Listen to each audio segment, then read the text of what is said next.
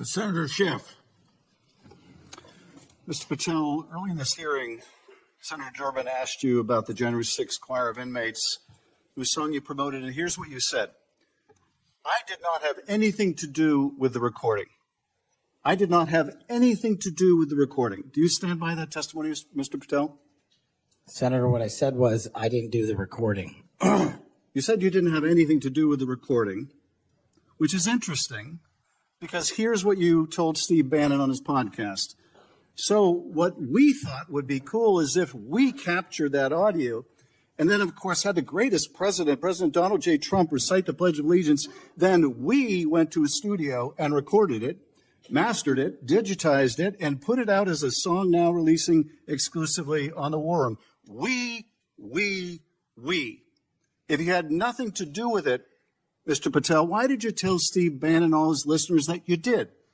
That's why it says we, as you highlighted. Yeah, and you're part of the we, right? When you say we, that includes you, doesn't it, Mr. Patel? Not in every instance. Well, that's new. So when you said we, you didn't really mean you.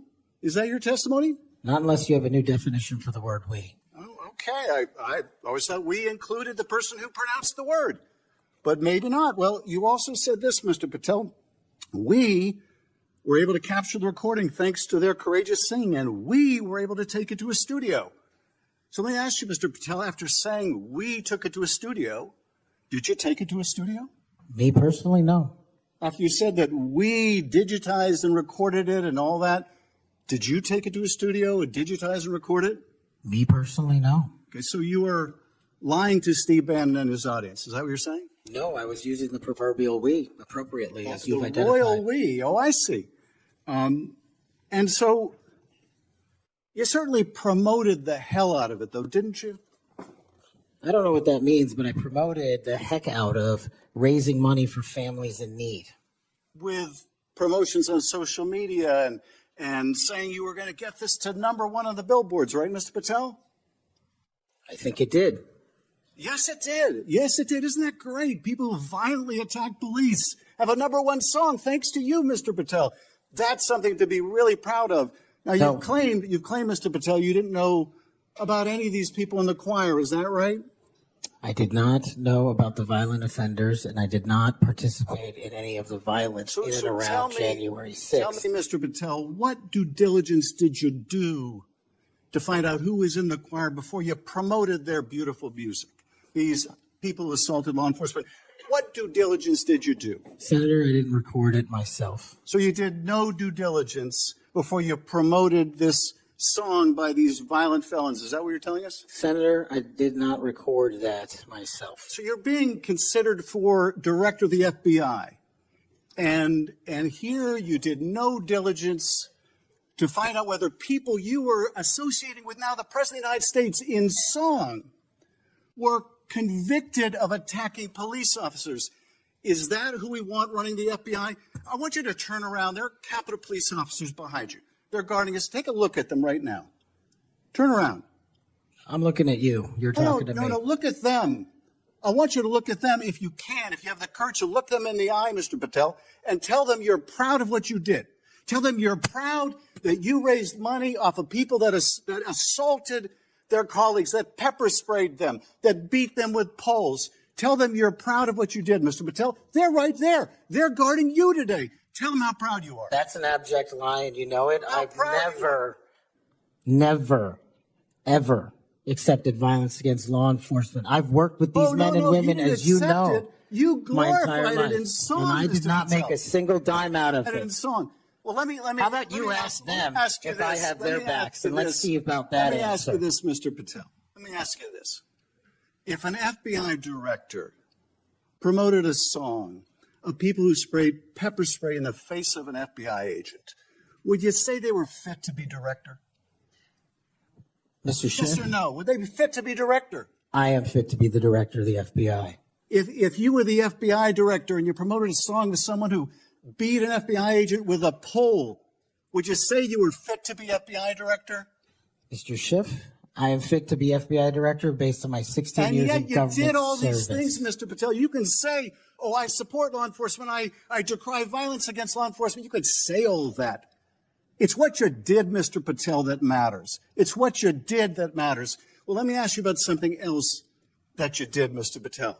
Did you claim that Donald Trump declassified all the documents at Mar-a-Lago? Did you claim that?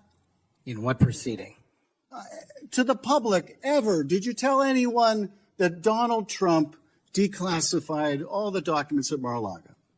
From publicly available information, President Trump issued a declassification order on a variety of materials. No, I'm just asking you, did you tell the public, did you tell anyone, did you make the claim that Donald Trump had declassified those hundreds of classified documents that were at Mar-a-Lago? Did you make that claim publicly? From my best of my recollection, I said President Trump issued a declassification order to a large number of documents. Yeah, and were you present when he declassified all the Mar-a-Lago documents?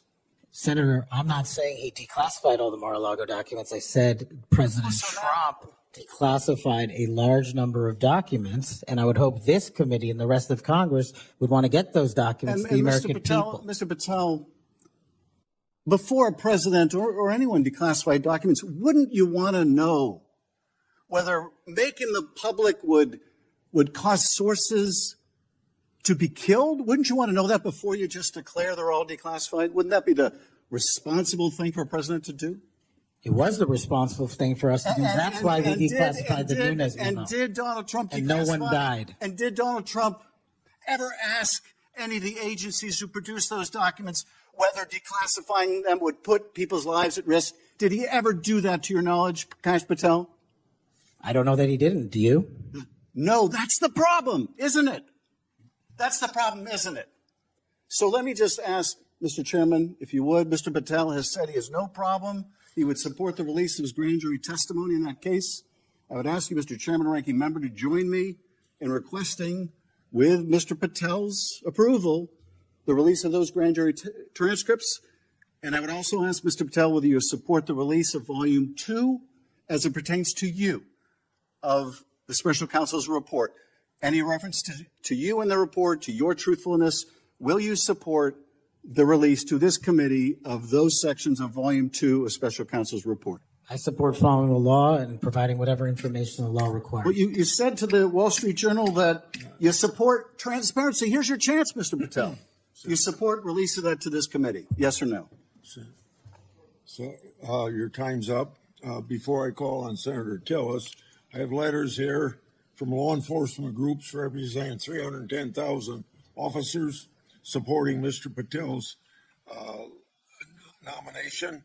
And they'd be like the Association of Police Organizations, National Police Association, United Federation of Police Officers, Police Benevolent Association, United Coalition for Public Safety. I'll put these in the record.